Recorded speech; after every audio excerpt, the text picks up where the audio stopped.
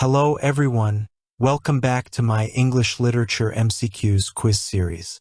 My name is Syed Mohsen Raza Rizvi. Today we will continue our topic from the Old English period, also known as the Anglo-Saxon period, which lasted from 450 to 1066. Now we will move from poetry to prose. In this video, our focus will be on one of the major forms of Old English prose, religious prose.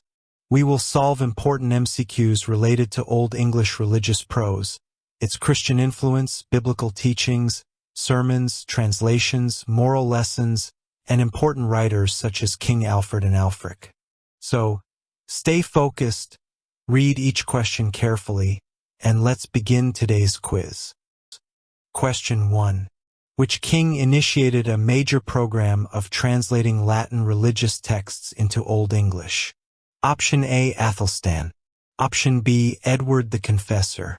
Option C. Alfred the Great. Option D. Nut.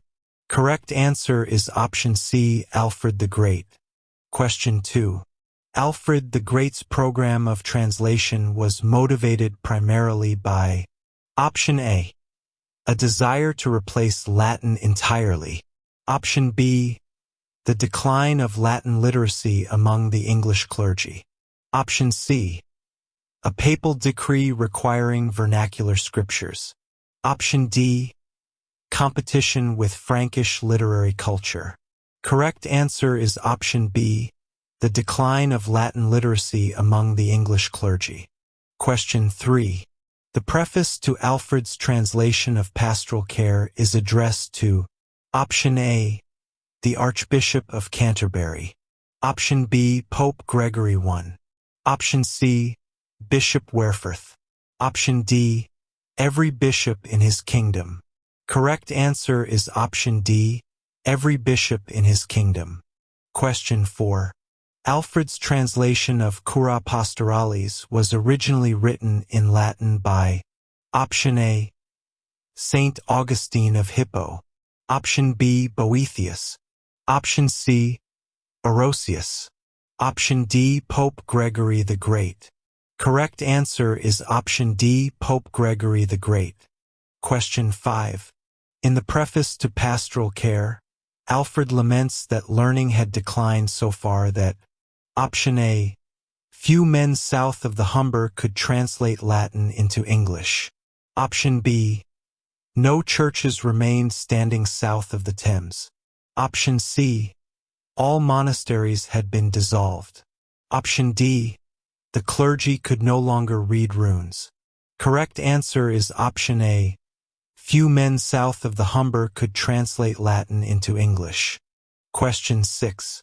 Alfred sent a copy of his Pastoral Care translation along with a precious object to each bishop.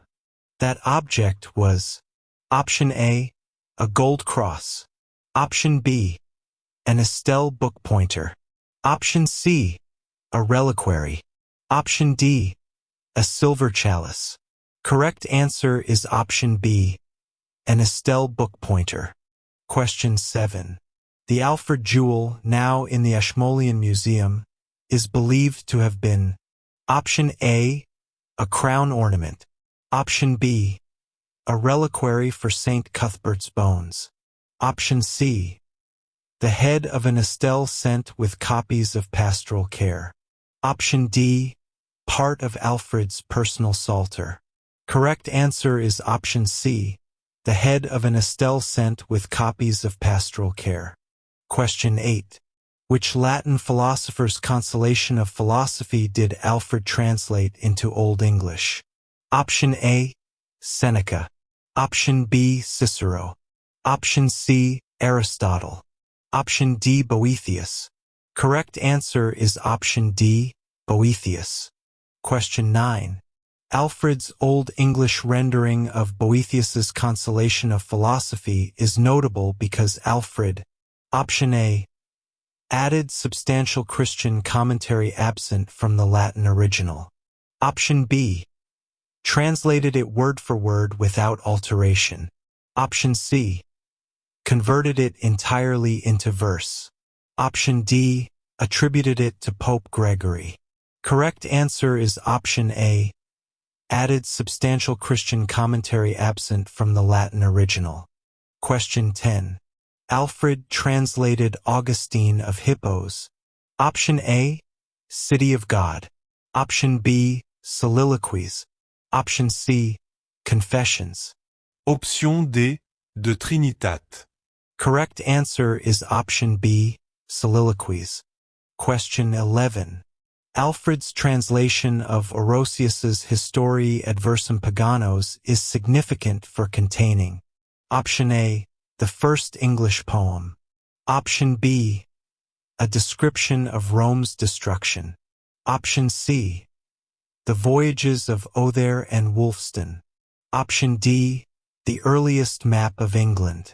Correct answer is option C, the voyages of Othere and Wulfstan. Question 12. Othere, whose account appears in the Old English Orosius, was a option A, Frankish monk. Option B, Welsh chieftain. Option C, Danish bishop. Option D, Norwegian merchant and traveler. Correct answer is option D, Norwegian merchant and traveler. Question 13. Bishop Werferth of Worcester, at Alfred's request, translated into Old English. Option A, Gregory's Dialogues. Option B, Gregory's Pastoral Care. Option C, Bede's Ecclesiastical History. Option D, Isidore's Etymologies. Correct answer is option A, Gregory's Dialogues. Question 14. Gregory's Dialogues, translated by Werferth, chiefly concern option A, Roman law.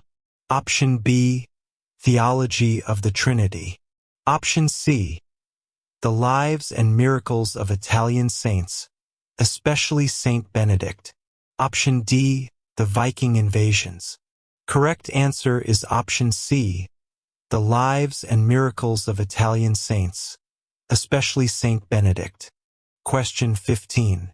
The Old English translation of Bede's Ecclesiastical History of the English People is traditionally attributed to option A, Alfric. Option B, Alfred the Great or his circle. Option C, Wulfstan. Option D, Athelwold. Correct answer is option B, Alfred the Great or his circle. Question 16. Bede originally composed his Historia Ecclesiastica Gentis Anglorum in option A, Old English. Option B, Greek. Option C, Old Norse. Option D, Latin. Correct answer is option D, Latin. Question 17. The famous story of Pope Gregory seeing English slave boys in Rome and punning non-Angli, said Angeli, appears in option A, Bede's Ecclesiastical History. Option B, Alfred's Soliloquies. Option C, Wulfstan's Sermo Lupi. Option D, the Blickling Homilies. Correct answer is option A, Bede's Ecclesiastical History. Question 18. The story of Cadman, the illiterate cowherd who received the gift of sacred song, is found in option A, the Anglo-Saxon Chronicle. Option B, Alfric's Catholic Homilies. Option C, Bede's Ecclesiastical History. Option D, the Vercelli Book. Correct answer is option C, Bede's Ecclesiastical History. Question 19. The Anglo-Saxon mission to Christianize England was sent in 597 by option A, Pope Leo the Great. Option B, Pope Innocent I. Option C, Pope Boniface V. Option D, Pope Gregory the Great. Correct answer is option D, Pope Gregory the Great. Question 20. The leader of the first Roman mission to convert the Anglo-Saxons was option A, Saint Augustine of Canterbury. Option B, Street Columba. Option C, Saint Patrick. Option D, Saint Aidan. Correct answer is option A, St. Augustine of Canterbury. Question 21. The first Anglo-Saxon kingdom to convert to Christianity from the Roman mission was Option A, Northumbria. Option B, Kent. Option C, Mercia. Option D, Wessex. Correct answer is option B, Kent. Question 22. The Synod of Whitby 664 settled a dispute between Option A, pagans and Christians. Option B, monks and secular clergy. Option C, Roman and Celtic Christian practices. Option D, English and Danish churches. Correct answer is option C, Roman and Celtic Christian practices. Question 23. The key issue debated at the Synod of Whitby was Option A, the language of the liturgy. Option B, the correct calculation of Easter. Option C, whether women could take holy orders. Option D, the use of images in worship. Correct answer is option B, the correct calculation of Easter. Question 24. Alfric of Eynsham c. 955 c. 1010 is best known for his Option A, heroic epics. Option B, Catholic homilies and lives of saints. Option C, Latin grammars only. Option D, mystical visions. Correct answer is option B, Catholic homilies and lives of saints. Question 25. Alfric composed his first series of Catholic homilies around Option A, 890. Option B, 1050. Option C, 750. Option D, 992. Correct answer is option D, 992. Question 26. Alfric's Catholic homilies were intended for Option A, preaching to lay congregations on Sundays and feast days. Option B, private devotional reading by noblewomen. Option C, use in monastic refectories only. Option D, teaching Latin grammar to children. Correct answer is option A, preaching to lay congregations on Sundays and feast days. Question 27. Alfric's primary Latin sources for his homilies included the writings of Option A, Aristotle and Plato. Option B, Virgil and Ovid. Option C, Augustine, Gregory, and Bede. Option D, Isidore alone. Correct answer is option C, Augustine, Gregory, and Bede. Question 28. Alfric's prose style is characterized by Option A, chaotic, unpunctuated streams of consciousness. Option B, strict adherence to Latin word order. Option C, exclusive use of short, partactic sentences. Option D, a rhythmical, alliterative prose sometimes called Alfrician rhythmic prose. Correct answer is option D, a rhythmical, alliterative prose sometimes called Alfrician rhythmic prose. Question 29. The term for Alfric's distinctive alliterative, two-stress prose line is Option A, rhythmical prose or alliterative prose. Option B, ubisunt. Option C, cursus. Option D, leonine verse. Correct answer is option A, rhythmical prose or alliterative prose. Question 30. Alfric's Lives of Saints were written primarily in Option A, Latin hexameters. Option B, alliterative rhythmical prose that borders on verse. Option C, standard Old English prose. Option D, runic script. Correct answer is option B, alliterative rhythmical prose that borders on verse. Question 31. Alfric dedicated his first series of Catholic homilies to Option A, King Athelred. Option B, Bishop Wulfstan of York. Option C, Archbishop Sigeric of Canterbury. Option D, Alderman Ethelwerd. Correct answer is option C, Archbishop Sigeric of Canterbury. Question 32. Ælfric's colloquy was designed as option A, a Latin teaching dialogue for monastic students. Option B, a theological treatise on the sacraments. Option C, a political manifesto. Option D, a collection of riddles. Correct answer is option A, a Latin teaching dialogue for monastic students. Question 33. The interlinear Old English gloss to Ælfric's colloquy was added by option A, Ælfric himself. Option B, Ælfric Bada. Option C, Wulfstan. Option D, Athelwold. Correct answer is option B, Ælfric Bada. Question 34. Ælfric's grammar was the first grammar of Latin written in option A, French. Option B, English Old English. Option C, German. Option D, Welsh. Correct answer is option B, English Old English. Question 35. Ælfric addressed his concern about doctrinal accuracy by option A, carefully selecting orthodox patristic sources and noting his own limitations. Option B, refusing to translate any scripture. Option C, writing exclusively in Latin. Option D, submitting every text to Rome for approval. Correct answer is option A, carefully selecting orthodox patristic sources and noting his own limitations. Question 36.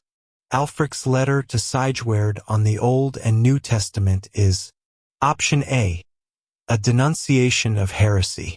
Option B, a commentary on Revelation only. Option C, a summary of biblical history from Genesis to Revelation. Option D, a treatise on monastic rule. Correct answer is option C, a summary of biblical history from Genesis to Revelation. Question 37. Ælfric was educated at option A, the Monastery of Jarrow. Option B, Canterbury Cathedral. Option C, the Court School of Alfred.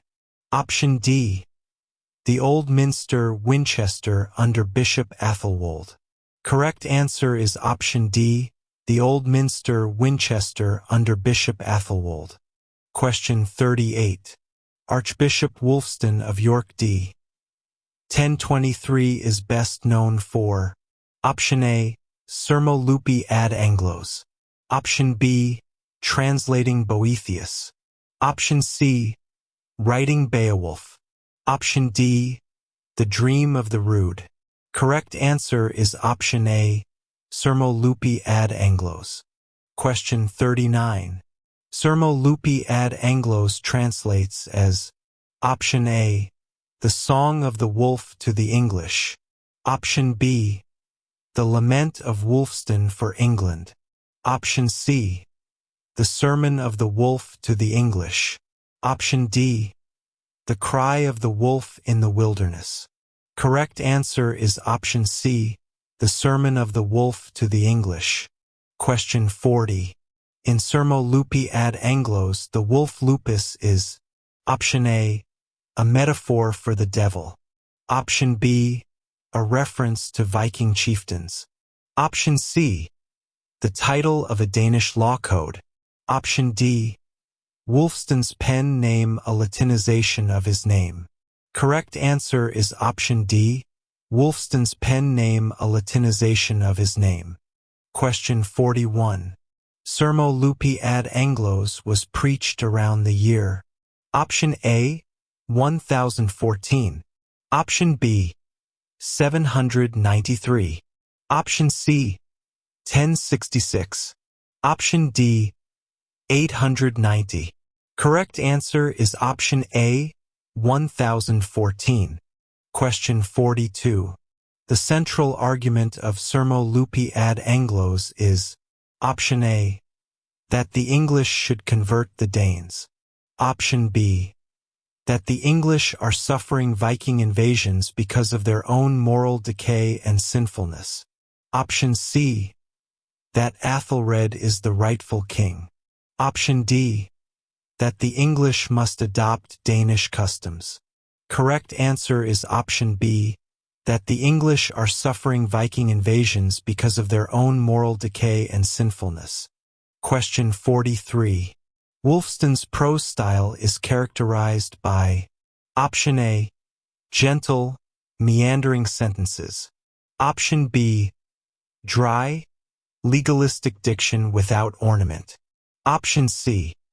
Intense rhetorical amplification, paired phrases, and rhythmic two-stress patterns. Option D. Heavy use of classical allusions. Correct answer is option C.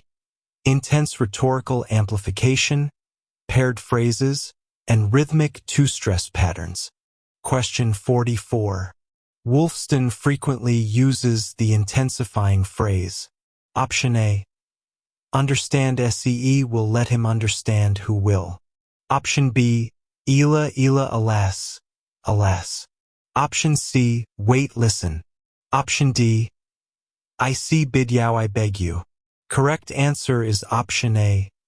Understand SEE will let him understand who will. Question 45. Besides homilies, Wulfstan also composed option A. Heroic elegies. Option B. Medical treatises. Option C. Astronomical charts.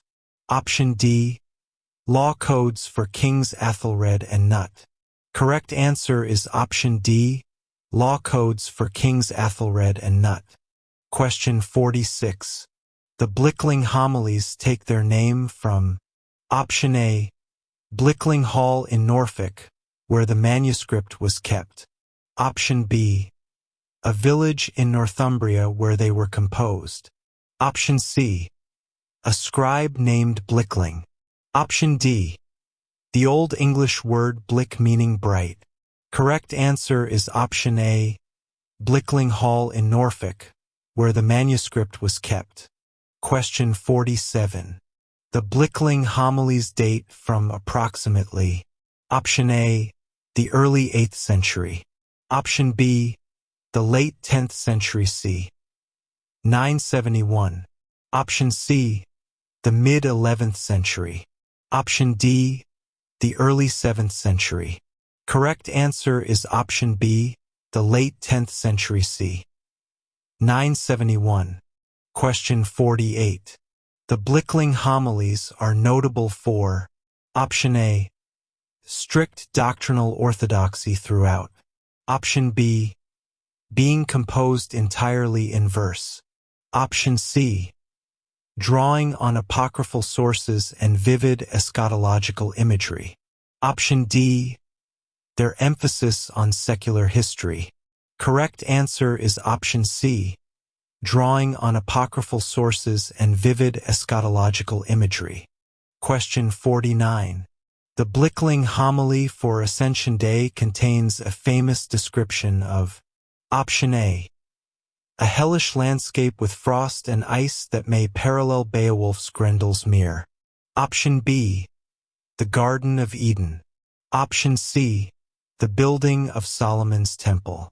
Option D. The Crucifixion. Correct answer is option A.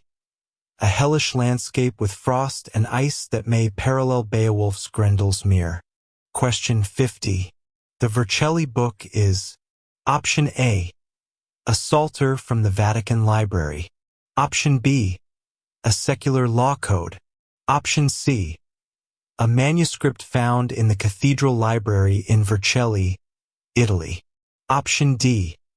A runic inscription from Scandinavia. Correct answer is option C. A manuscript found in the Cathedral Library in Vercelli, Italy. Question 51. The Vercelli book contains a mixture of option A. Only poetry.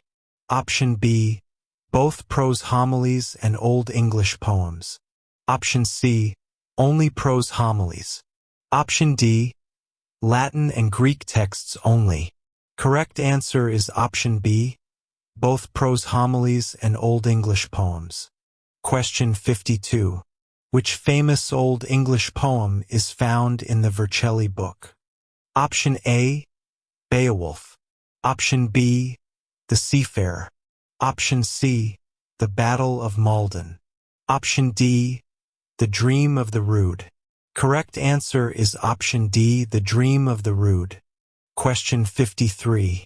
The prose homilies in the Vercelli book are: option A, anonymous and of varying doctrinal quality. Option B, all attributed to Alfric. Option C, written by Wulfstan. Option D, translations from Old Norse. Correct answer is option A, anonymous and of varying doctrinal quality. Question 54. The Benedictine reform in late 10th century England was led by three key churchmen. Option A, Bede, Alcuin, and Aldhelm. Option B, Dunstan, Athelwold, and Oswald. Option C, Alfred, Asser, and Werferth. Option D, Wulfstan, Alfric, and Bertfirth. Correct answer is option B, Dunstan, Athelwold, and Oswald. Question 55. The Regularis Concordia c. 970 was: option A, an agreement standardizing monastic practice in English Benedictine houses. Option B, a secular law code. Option C, a papal bull excommunicating the Danish invaders. Option D, a trade agreement between England and Normandy. Correct answer is option A, an agreement standardizing monastic practice in English Benedictine houses. Question 56. The Regularis Concordia was produced under the patronage of: option A, King Alfred. Option B, King Athelred the Unready. Option C, King Edgar the Peaceful. Option D, King Nut. Correct answer is option C, King Edgar the Peaceful. Question 57. Bishop Athelwold of Winchester translated the Rule of Saint Benedict into: option A, Old English. Option B, French. Option C, Old Irish. Option D, he never translated it. Correct answer is option A, Old English. Question 58. The purpose of Ethelwold's Old English translation of the Rule of Saint Benedict was: option A, to replace the Latin rule entirely. Option B, to make the rule accessible to monks with poor Latin. Option C, to send copies to Rome. Option D, to teach Latin to novices. Correct answer is option B, to make the rule accessible to monks with poor Latin. Question 59. The West Saxon Gospels are: option A, an Old English verse paraphrase of the Psalms. Option B, a Latin commentary on the Gospels. Option C, a full Old English prose translation of the four Gospels. Option D, a collection of gospel-themed homilies. Correct answer is option C, a full Old English prose translation of the four Gospels. Question 60. The West Saxon Gospels date from approximately: option A, the late 10th to early 11th century. Option B, the early 7th century. Option C, the mid-12th century. Option D, the late 8th century. Correct answer is option A, the late 10th to early 11th century. Question 61. The Old English Heptateuch is a translation of: option A, 7 Catholic epistles. Option B, 7 Lives of Saints. Option C, 7 papal letters. Option D, the first 7 books of the Old Testament. Correct answer is option D, the first 7 books of the Old Testament. Question 62. Which Old English writer translated parts of the Heptateuch, particularly Genesis? Option A, Wulfstan. Option B, Alfric. Option C, Bertfirth. Option D, Bede. Correct answer is option B, Alfric. Question 63.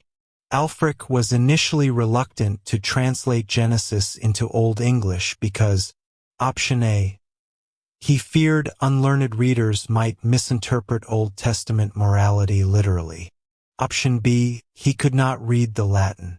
Option C, Alfred had already translated it. Option D, the Archbishop forbade it. Correct answer is option A. He feared unlearned readers might misinterpret Old Testament morality literally.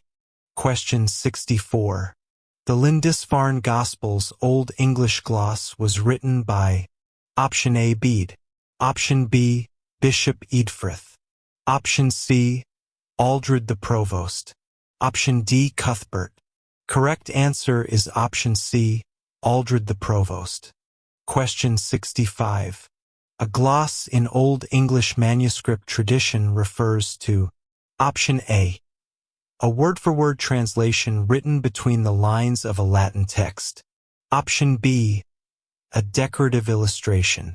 Option C, a type of binding. Option D, a colophon.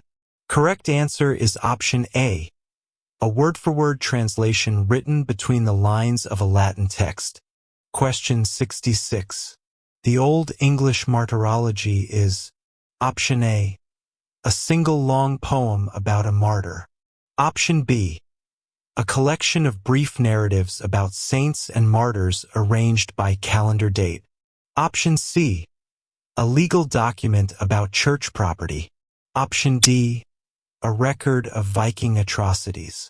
Correct answer is option B, a collection of brief narratives about saints and martyrs arranged by calendar date. Question 67. The dialect in which the majority of surviving Old English religious prose was composed or copied is option A, Northumbrian. Option B, Mercian. Option C, Kentish. Option D, West Saxon. Correct answer is option D, West Saxon.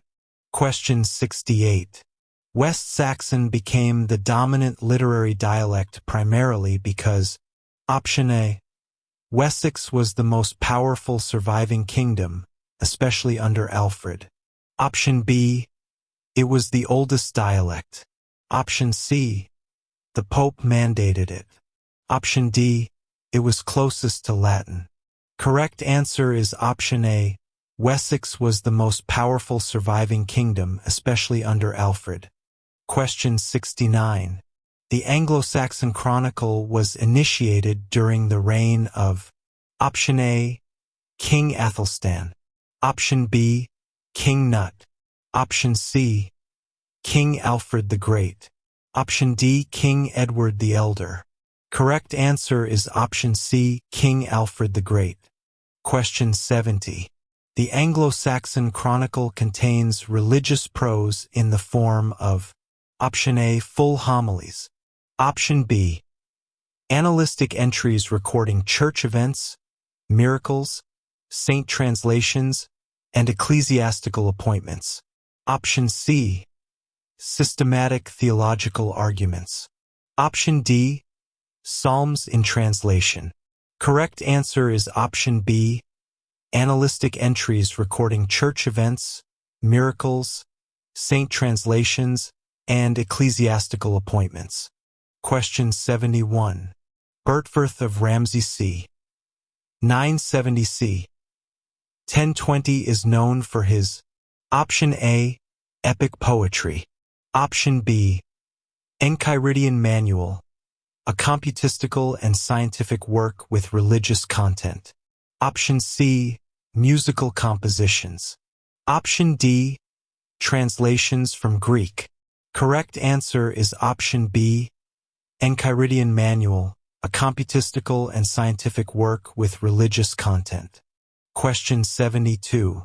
Bertfirth's Enchiridion deals with option A, military tactics. Option B, the computation of Easter and the understanding of time, number, and the church calendar. Option C, herbal medicine. Option D, genealogy of the English kings. Correct answer is option B, the computation of Easter and the understanding of time, number, and the church calendar. Question 73.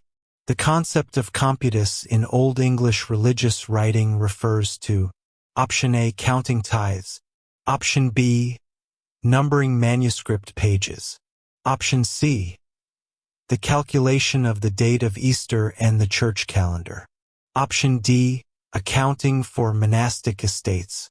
Correct answer is option C, the calculation of the date of Easter and the church calendar. Question 74. Which of the following is not one of Alfred's translations or commissions? Option A, pastoral care.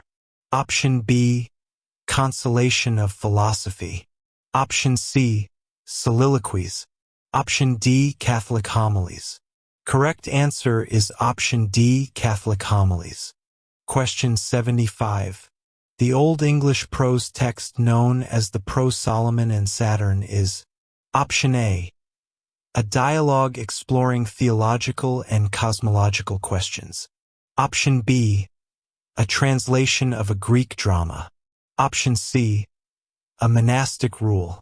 Option D, a penitential handbook.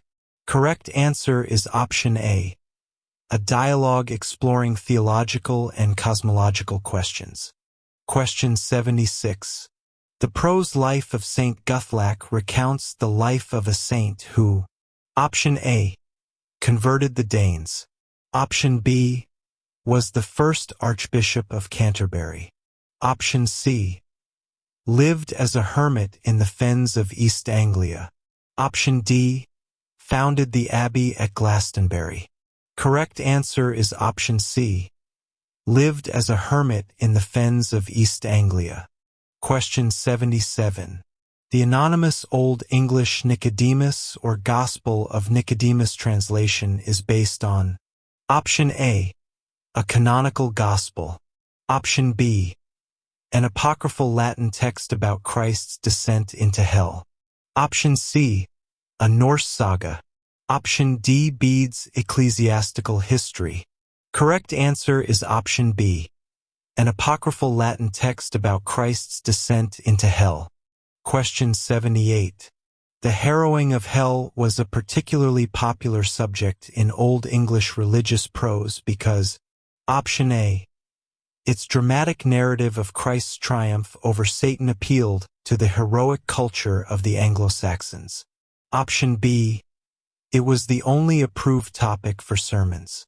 Option C, Bede mandated it as a sermon topic. Option D, it was the only story the laity already knew. Correct answer is option A. Its dramatic narrative of Christ's triumph over Satan appealed to the heroic culture of the Anglo-Saxons. Question 79. A homiliary in the Old English period refers to option A, a collection of homilies arranged for liturgical use. Option B, a type of church building. Option C, a prayer book for private use. Option D, a monastic dormitory. Correct answer is option A, a collection of homilies arranged for liturgical use. Question 80. Alfric distinguished between two types of sermon, the sermo and the homilia. A homilia specifically, option A, addresses political matters. Option B, tells a saint's life. Option C, is always in verse. Option D, provides exegetically commentary on the gospel reading of the day. Correct answer is option D, provides exegetically commentary on the gospel reading of the day. Question 81. Lices de temporibus anni is Option A, a poem about the seasons. Option B, a history of England. Option C, a treatise on natural science and the church calendar, drawing on Bede. Option D, a translation of Revelation. Correct answer is option C, a treatise on natural science and the church calendar, drawing on bead. Question 82. Ælfric's stance on the Eucharist, as expressed in his Easter homily, has been described as option A, tending toward a symbolic or spiritual presence view. Option B, identical to later Catholic transubstantiation doctrine. Option C, rejecting the sacrament entirely. Option D, advocating for communion only at Christmas. Correct answer is option A, tending toward a symbolic or spiritual presence view. Question 83. During the Reformation, Ælfric's Easter homily was cited by option A, Catholics as proof of transubstantiation. Option B, both sides as irrelevant. Option C, Protestants as evidence that the early English Church held a non-transubstantiation view.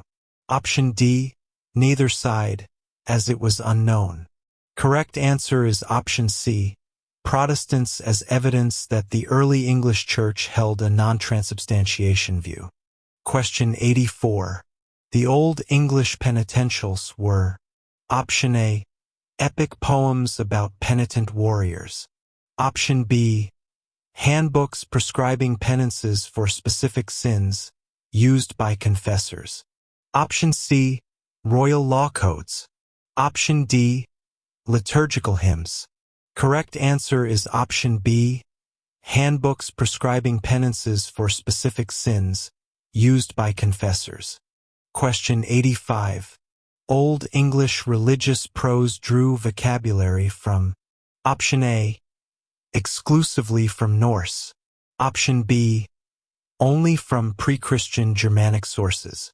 Option C, Latin loanwords and native Germanic word compounds, kennings, and neologisms. Option D, French and Italian sources. Correct answer is option C, Latin loanwords and native Germanic word compounds, kennings, and neologisms. Question 86. The Old English word heilig means option A, hell. Option B, humble. Option C, heavenly. Option D, holy. Correct answer is option D, holy. Question 87. Asser's life of King Alfred is significant for understanding Alfred's religious prose program because option A, it was written in Old English. Option B, it describes Alfred's devotion to learning and his translation efforts.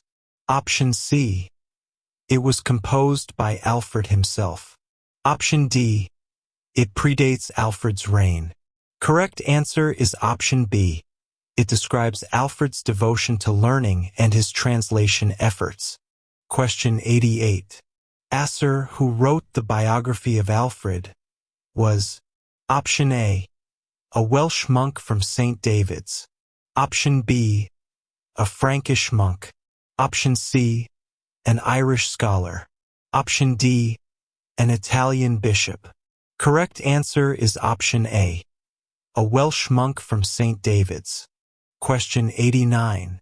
The Old English text wonders of the East combines. Option A, astronomical tables with prayer texts. Option B, religious moralising with descriptions of exotic races and creatures. Option C, legal decrees with homilies. Option D, runic texts with Latin psalms. Correct answer is option B, religious moralising with descriptions of exotic races and creatures. Question 90. The major scriptoria writing centers producing Old English religious prose included option A, London and Oxford exclusively. Option B, Paris and Rome. Option C, Winchester, Canterbury, Worcester, and York. Option D, Dublin and Edinburgh. Correct answer is option C, Winchester, Canterbury, Worcester, and York. Question 91. The Winchester School of Manuscript Production in the late 10th century is associated with option A, plain, undecorated texts. Option B, secular poetry only. Option C, Norse-influenced art. Option D, elaborate illumination and the Benedictine Reform. Correct answer is option D, elaborate illumination and the Benedictine Reform. Question 92. After the Norman conquest of 1066, Old English religious prose. Option A, ceased immediately. Option B, continued to be copied and used, especially at Worcester, for several generations. Option C, was translated into Norman French entirely within a year. Option D, was banned by William the Conqueror. Correct answer is option B, continued to be copied and used, especially at Worcester, for several generations. Question 93. The tremulous hand of Worcester refers to. Option A, a nervous scribe who made many errors.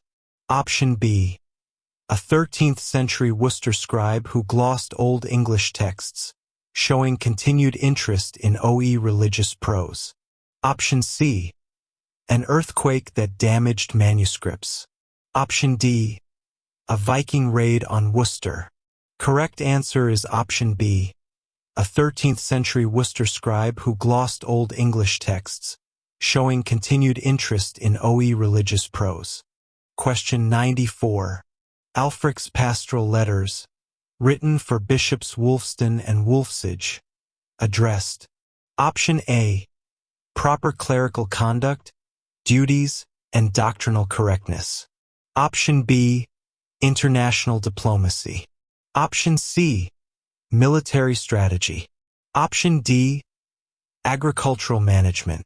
Correct answer is option A, proper clerical conduct, duties, and doctrinal correctness. Question 95. Which of the following best describes the relationship between Latin learning and Old English religious prose? Option A, they existed in complete isolation from each other. Option B, Old English prose often translated, adapted, or was inspired by Latin religious originals. Option C, Latin was entirely abandoned after Alfred's time. Option D, Old English prose influenced Latin writing but not the reverse. Correct answer is option B, Old English prose often translated, adapted, or was inspired by Latin religious originals. Question 96. The term Ethelredian homilies refers to anonymous homilies from the reign of. Option A, King Ethelbert. Option B, King Athelstan. Option C, King Athelred the Unready 978 to 1016. Option D, King Ethelwulf. Correct answer is option C, King Athelred the Unready 978 to 1016. Question 97. Wulfstan is believed to have collaborated with Ælfric by. Option A, co-authoring Beowulf. Option B, borrowing and adapting passages from Ælfric's homilies for his own sermon collections. Option C, teaching Ælfric Latin. Option D, illustrating Ælfric's manuscripts. Correct answer is option B, borrowing and adapting passages from Ælfric's homilies for his own sermon collections. Question 98. The Old English prose psalms, the first 50 psalms rendered into Old English prose, are traditionally associated with. Option A, Ælfric. Option B, Alfred the Great. Option C, Wulfstan. Option D, Aldhelm. Correct answer is option B, Alfred the Great. Question 99. The Old English Herbarium and Medicina de Quadrupedibus, though primarily medical texts, reflect religious prose conventions because. Option A, they include prayers, charms, and blessings invoking Christian saints alongside remedies. Option B, they were written exclusively by bishops. Option C, they contain full homilies between recipes. Option D, they were composed in Latin only. Correct answer is option A, they include prayers, charms, and blessings invoking Christian saints alongside remedies. Question 100. The single most important reason Old English religious prose survives in such quantity compared to verse is: Option A. Verse was considered sinful. Option B. The Pope ordered all verse destroyed. Option C. Verse manuscripts were all lost in a single fire. Option D. Prose had immediate practical liturgical, pastoral, and educational functions that encouraged wide copying and preservation. Correct answer is option D. Prose had immediate practical liturgical, pastoral, and educational functions that encouraged wide copying and preservation.